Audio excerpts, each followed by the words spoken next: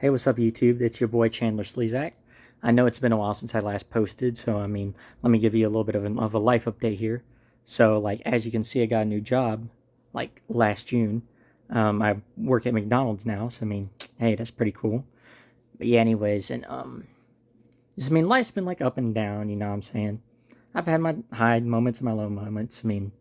I currently suffer from depression, and I got diagnosed 2021, 2022. No, wait, yeah, it was 2022, beginning of 2022, something like that. But yeah, anyways, I've been high and low, you know what I'm saying? But other than that, it's like I've been on medication for a while and I'm doing great, you know what I'm saying? I still have my bad days, of course, but with this new job, shit, I feel like I'm mostly feeling a lot better, mentally speaking. The pandemic has gotten us all, I think. But anyways, so today's video, it's going to be about copyright claims. And I've been seeing this lately with a few channels like Telltale Atheist, for example. He's a guy that I watch quite a bit. He now goes by Owen Morgan, which is his actual name on YouTube, but it's like Owen Morgan, excuse me, parentheses Telltale. But anyways, yeah, so for the last couple streams, he has been watching God's Not Dead and God's Not Dead 2.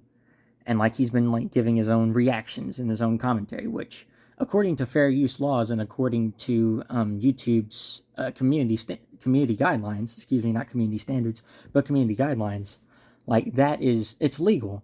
You can legally watch videos and react to them on YouTube and post them on the internet as content. That's legal. There's nothing illegal or nothing not non-fair use about that. You know what I'm saying? I'm trying to think of how exactly to say that. But anyways, you get what I'm saying. There's nothing wrong with doing a reaction of some type to content that you're watching, whether it is a movie, a video, etc., etc. But anyways, Owen is currently in a legal battle with Lionsgate over this whole issue with him reacting to God's Not Dead and God's Not Dead 2. Which, I think, as an atheist myself, I think there should be more people reacting to content like that, which is made by evangelical Christians, which is basically made to be propaganda used by evangelical Christians to get people to convert to their bullshit religion.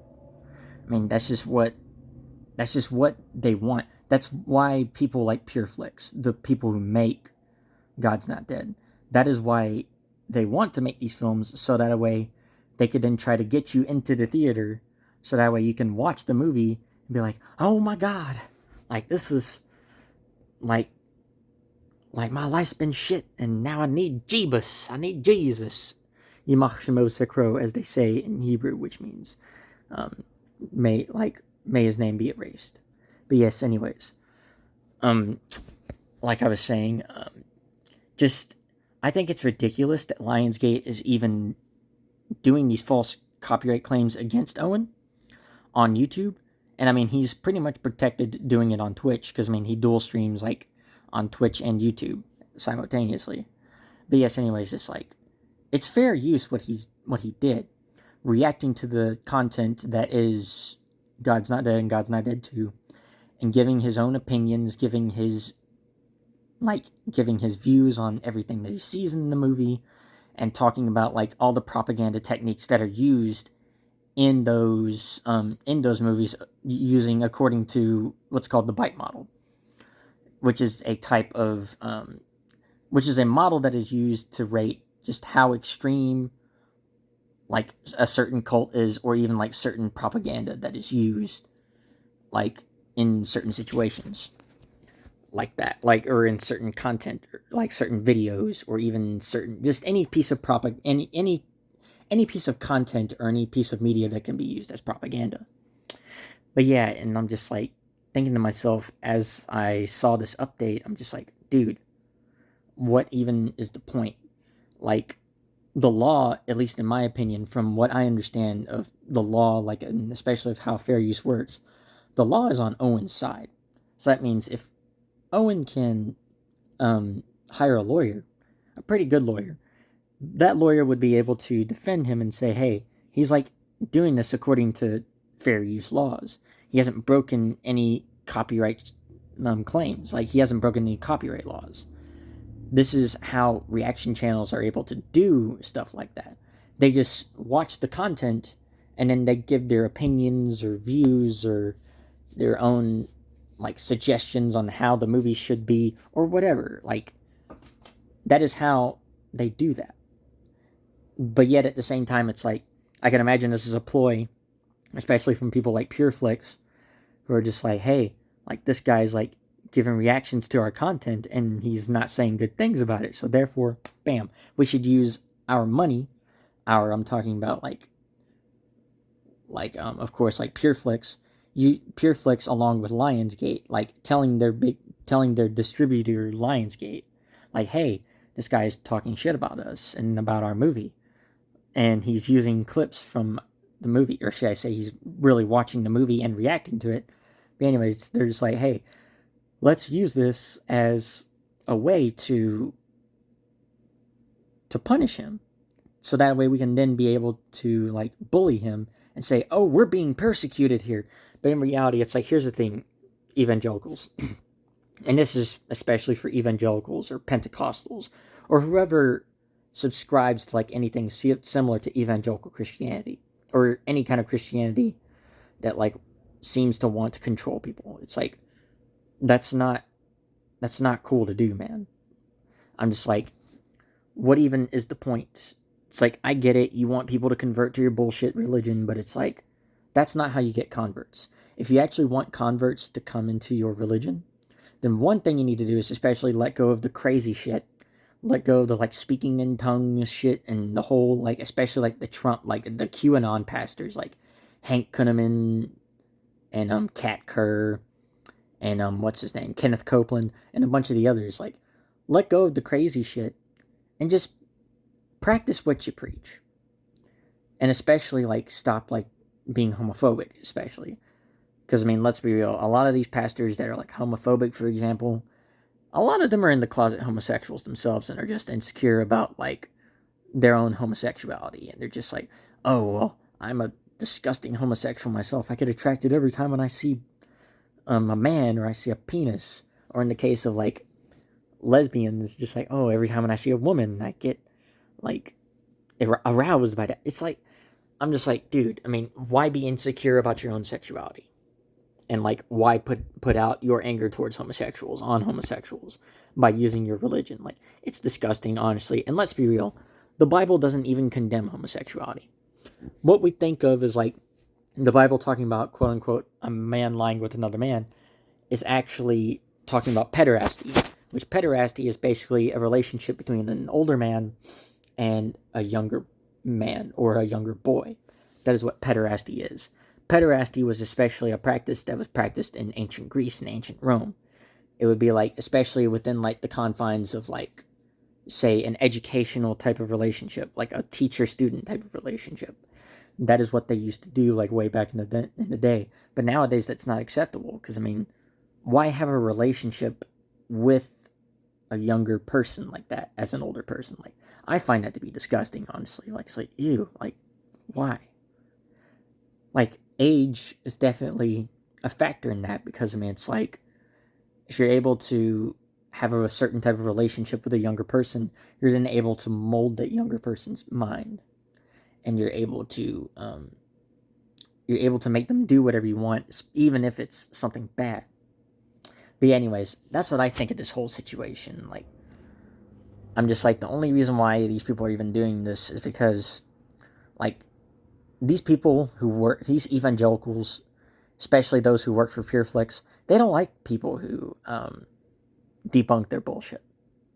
Because in reality, I think that deep down they know it's bullshit. But it's like their insecurity is so high to where it's like, oh, it's definitely real. We're going to persecute you because you're persecuting us. Even though, like, let's be real. Evangelical Christians, or should I say Christians as a whole, make up a majority of the United States population. As much as I hate to admit it, I know that as a fact. Like, Christians as a whole make up the majority.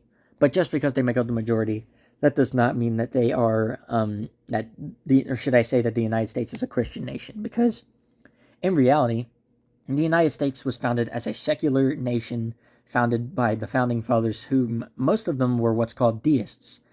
And that means that they believe in a God, they believe in a higher power, but it's not like the Christian God where it's like, oh, he's always watching you and judging you and like like sending you to hell if you die type shit, or sending you to heaven if you die if you're a good person or follow Jesus or whatever. It's not that kind of God. A deistic God is just a God that created the universe and then let the laws of nature settle themselves.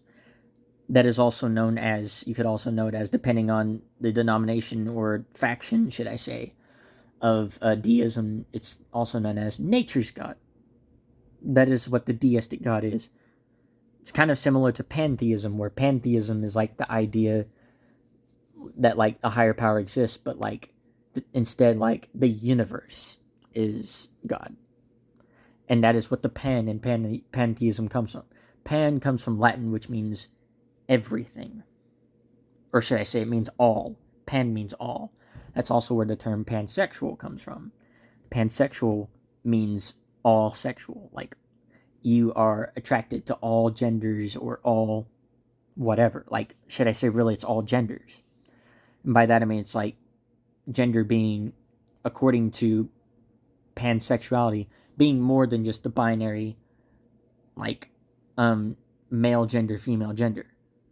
Like, of course, as I believe, I think gender is different from like biological sex.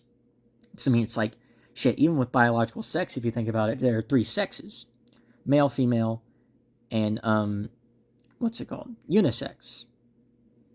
Unisex people, especially being like those who have like, who anatomically, like say for example, look masculine, but also have anatomic parts or person like aspects of them that are feminine, and vice versa with like feminine people, like people who look feminine but at the same time have like anatomical parts or like parts to their personality even that are feminine. There are, or should I say, not unisex, but they're intersex people. That is what those people are called. But yeah, anyways, and I'm just like, this whole thing, this whole copyright strike thing or copyright claim that Lionsgate made, it's ridiculous. And I especially think that there's some kind of agenda behind it. Especially, they think, the people at PureFlix think that they are being persecuted by an atheist, which atheists like Owen and I, we make up a small percentage of the population. We are the minority. And only minorities can really be persecuted. You cannot be persecuted as a majority by default. Like, that's ridiculous to think that you can be persecuted as somebody who is within the majority. Like, that's ridiculous. Do you not know what persecution means? Persecution only means that those who are of the minority are being discriminated against. They are being separated or being, like, what's it called? They're being treated as the other according to the majority of society. By default of that definition, as the majority, you cannot be discriminated against or persecuted against. Because persecution is only for the minority. But anyways, that's just my whole view on it. I think it's ridiculous that this is even happening to Owen. And I'm just like, I hope that he wins this case. I hope that he will be able to beat these false copyright claims. Because, I mean, it's quite clear that everything that Owen was doing was under fair use laws. Anyways, good to see you guys again. I'll see y'all next time. Hopefully I'll make another video soon. Peace out, y'all.